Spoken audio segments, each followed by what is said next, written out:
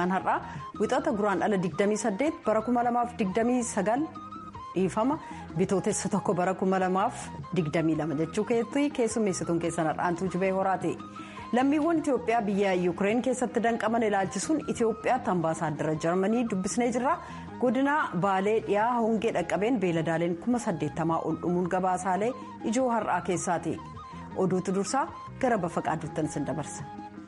Akka mooltan oduun har'aaf qabnu kunooti.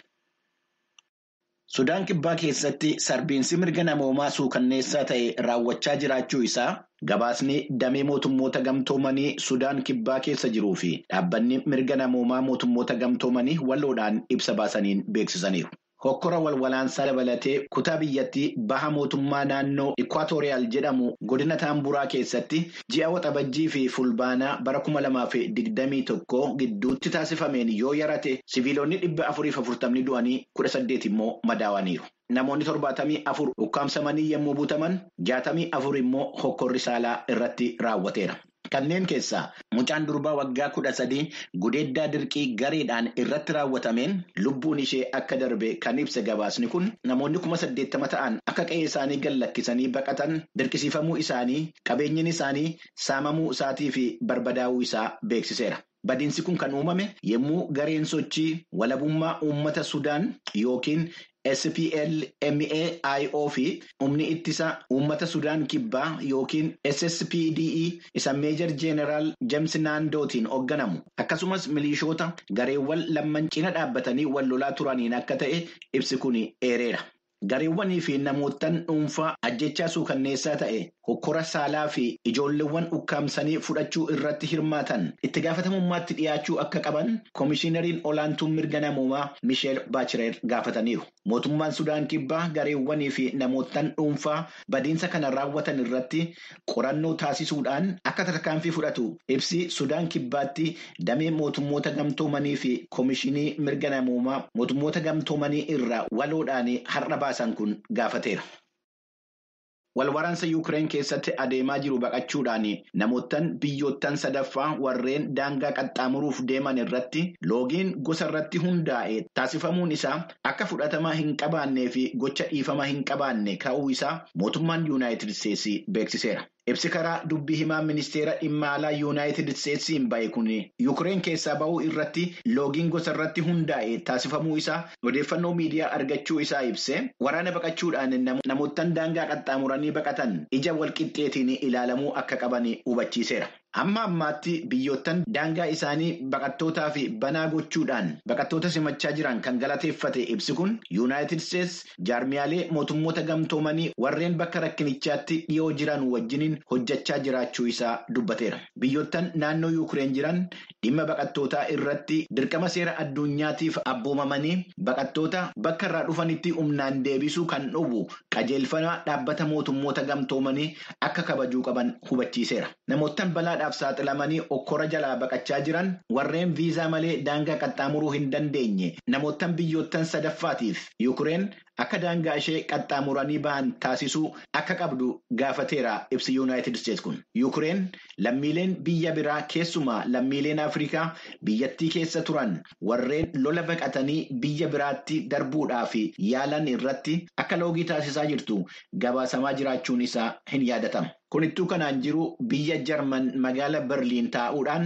biyya Poolaand, Yuukireen, Cheek Rippaabilikii fi Siloovakiitti ambaasaaddara Itoophiyaa kan ta'an Muluu Salamoon ibsa VOAdhaaf kennaniin Yuukireen keessaa ba'uu irratti lammiilee Afrikaa irratti akka loogiin taasifamaa jiru odeeffannoo qabaachuu isaanii ibsanii gareen addaa lammiilee Itoophiyaa Yuukireen keessaa bahaa jiran kan gargaaru gara Poolaandii fi biyyoottan ollaatti erguu isaanii himaniiru. Hordoftoota keenya dhimma kana irratti ambaasaaddar Muluu Salamoon marii VOA afaan Oromoo waliin taasisan oduudhaan booda isinii dhiyeessina.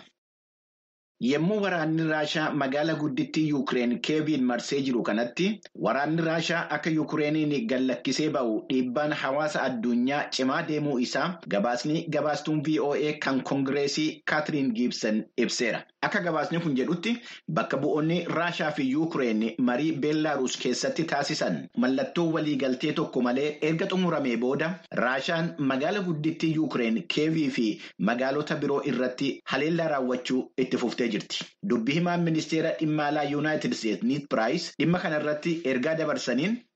Diplomacy at the barrel of a gun, diplomacy at the turret of a tank, that is not real diplomacy. We are ready and willing, just as our Ukrainian partners are. Diplomaasiin afaan qawwee jalatti, diplomaasiin huruu taankii duratti yaadamu tasa dimokiraasii dhugaa miti. Akkuma michuuwwan keenya Yuukireen, akkuma maamiloota keenya warra Awurooppaa, nutis deemsa dimokiraasii dhugaa fi haqaa irratti hundaa'een mareef qopheedha. Mareen kun yoo walitti bu'iinsa hamaa fi barbaachisaa hin taane kana ni hambisa ta'eef. Garuu dippiloomaasiin sun carraanni bu'aa argamsiisuu isaatii keessumaa wayitaa waraanichi gaggeeffamaa inumaa immoo hammaachaa jirutti firii galmeessisuunsaa baay'ee haphiidha. Jedhaniiru. Lammiileen Yuukireen amma ammaatti waraana Raashaa isa daran jaboo ta'e akka ofirraa ittisaa jiran kan ibse gabaasni kun mootummaan Raashaa waraana isaa 75 daangaa irra qubachiisuu isaa himeera. Guyyoottan 5 darban keessatti waraanni Raashaa magaalaa Yuukireen tokkoyyuu qabachuu akka hin dandeenye kan ibse ministeerri ittisaa Yuunaayitid Isteetsi yookaan Peentaagoon haalli lafarra jiru jijjiiramuu akka danda'u himuunsaa gabaasameera. Yuunaayitid Isteetsi lammiilee Raashaa warreen dhaabbata mootummoota gamtoomanii keessa magaalaa Niiwuyoork hojjechaa jiran 12 akka biyya gallakkisanii bahanii ajaja kennuun ishee gabaasameera. Dhaabbata mootummoota gamtoomaniitti garee Yuunaayitid Isteetsii fi dubbii himtuu kan ta'an Oliiviyaa Daalten akka jedhanitti lammiiwwan Raashaa dhaabbata mootummoota gamtoomanii keessatti hojii tikaa irratti bobba'anii turan mirga kennameef darbuudhaan akkaataa nageenya biyyoolessaa Yuunaayitid Isteetsiif miidhaa qabuun hojii basaasummaa irratti waan hirmaataniif akka biyya gallakkisanii bahanuu itti himameera jedhaniiru. Kunis kan ta'e waliigaltee mootummoota gamtoomanii wajjin qabnu irratti hundaa'uudhaan jedhaniiru Oliiviyaa Daalten. Dhaabbata mootummoota gamtoomaniitti ambaasaaddara Raashaa kan ta'an Vaasilii Nevenziyaa akka oduu gabaastotatti himanitti namoottan 12 amma bitooteessa 7tti akka Yuunaayitid Isteetsiin gallakkisanii bahan itti himamuu isaanii ibsanii gochichi tarkaanfii diinummaa fi faallaa waliigaltee dhaabbata mootummoota gamtoomanii fi waliigaltee Veenaa akka ta'e himuun isaanii gabaasameera. Bara 2018 dhimma lammii Raashaa Biriteen keessatti balaan summii irratti raawwateen walqabatee mootummaan Doonaald Tiraamp dippiloomaatota Raashaa hedduu biyyaa baasuun isaa ni yaadatama. Lammiiwwan Indiyaa Yuukireen keessatti barachaa jiran keessaa barataan ogeessa fayyaa umuriin isaa waggaa 21 bakka waraanni Raashaa fi Yuukireen lola taasisaa jiran magaalaa guddaa lammaffaa Yuukireen kan ta'e Kaharkiif keessatti ajjeefamuu isaa ministeerri dhimma alaa Indiyaa ibseera. Barataan kun kan ajjeefame haleellaa meeshaa waraanaa gurguddaatiin fagoo irraa raawwatameen akka ta'e kan hime ministeerri dhimma alaa Indiyaa ambaasaaddoroota Raashaa fi Yuukireen waamuudhaan barattoota Indiyaa magaalaa Kaharkiivii fi magaalawwan biroo keessa karaa ba'an dhabanii rakkachaa jiranii fi akka haala ba'umsaa mijeessan gaafachuun isaanii gabaasameera. Dhimma kana akka dhiyeenya irratti hordofan jechuudhaan ministeerota ishee 4 gara Hangaarii, Roomaaniyaa, Siloovakiyaa fi Poolaanditti erguu ishee kan ibsite Indiyaan barattoota 18,000 caalaan isaanii kolleejota fayyaa keessatti kan baratan Yuukireen keessaa qabdi. Hordoftoota keenya oduun har'aaf qabnu kanuma.